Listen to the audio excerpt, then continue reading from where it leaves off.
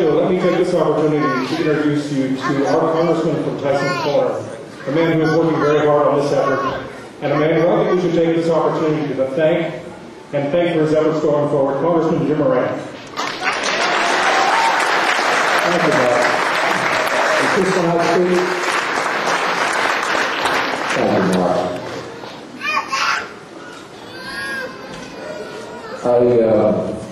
I'm going to try to explain to you why I don't have a sticker on my sport coat here. Good luck.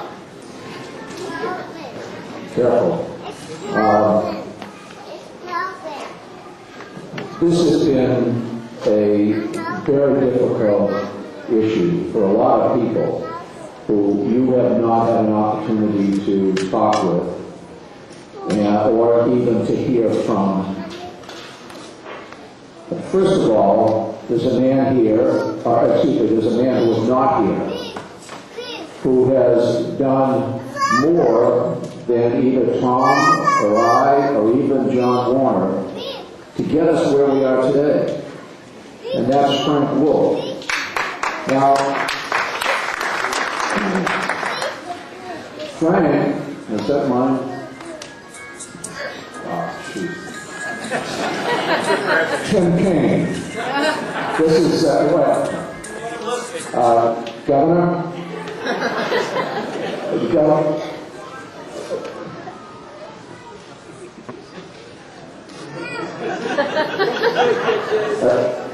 Tim, I gotta tell you, I have a microphone in my left hand and the cell phone in my right, and I'm standing in front of about 500 Tysons Tunnel people.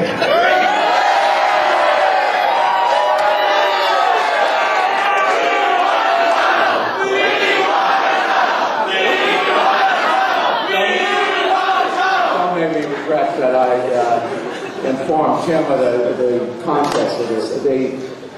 Governor, I'm about to explain as best I can why you have done everything in your power to serve the citizens of the Tysons area and the state. Yeah.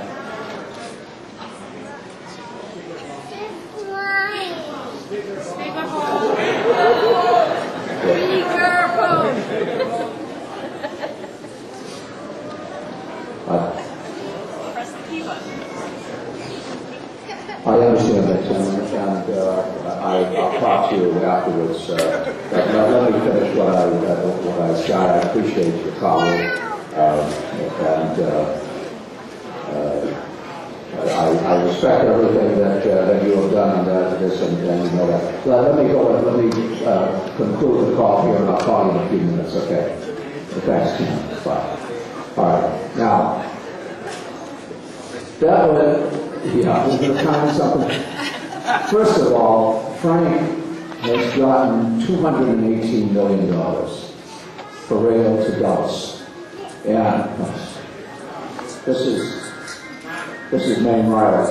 This is the chair of the Metropolitan Air Force Authority. Maine, I just talked to the governor. I'm speaking and standing in front of 500 people, so let me call you back, okay? I'll call you back. This is omnipresent on their minds. I'm sorry for the disruption that probably proves a point. The Air Force Authority, under the chairmanship of Maine Riley and the governor of the Commonwealth of Virginia under Governor Kaine, have devoted an enormous amount of attention, effort, and political capital on this issue. But I was talking about Frank. Frank was chairman of the Transportation Appropriation Subcommittee. Every year he possibly could, he got an appropriation for this to keep this idea alive. Worked very hard. Now you know Frank's position on this. He's rolled over.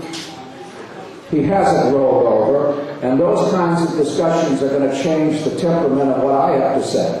I'm here not to be a cheerleader, not to tell you what you want to hear. To the best of my ability, I'm going to tell you what I think you need to know. This is the first time I've taken your time.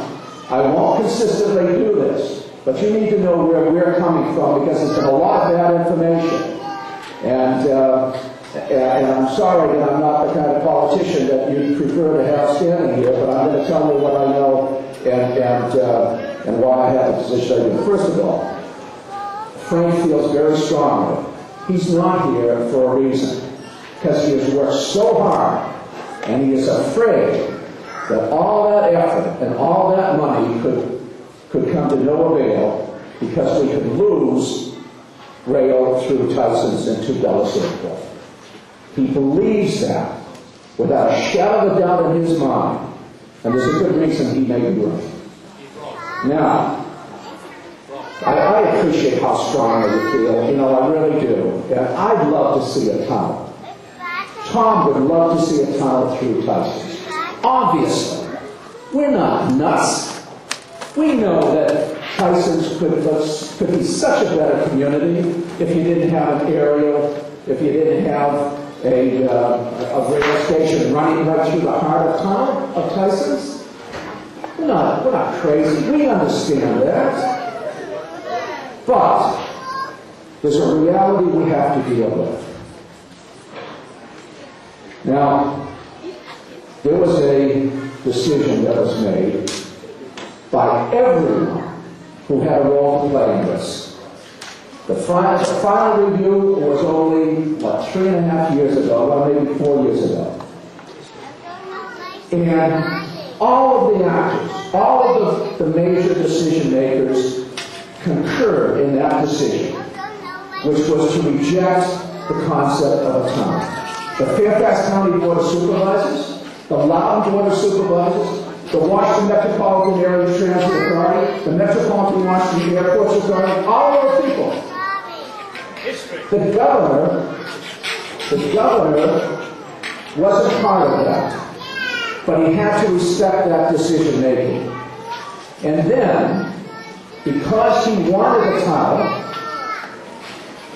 he asked us to arrange a meeting with the Federal Transit Administrator.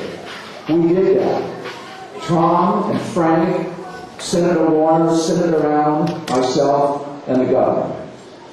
And we asked them, we let them know we would like to see a tunnel, but is there any way in your mind we can get a tunnel, pay for it, and still get the $900 million of federal money?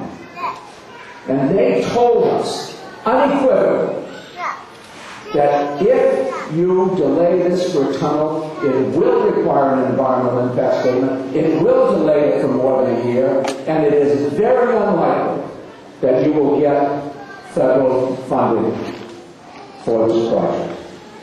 And the problem is, if we don't get $900 million, it's going to be very, very difficult for the landowners to come up with that kind of money.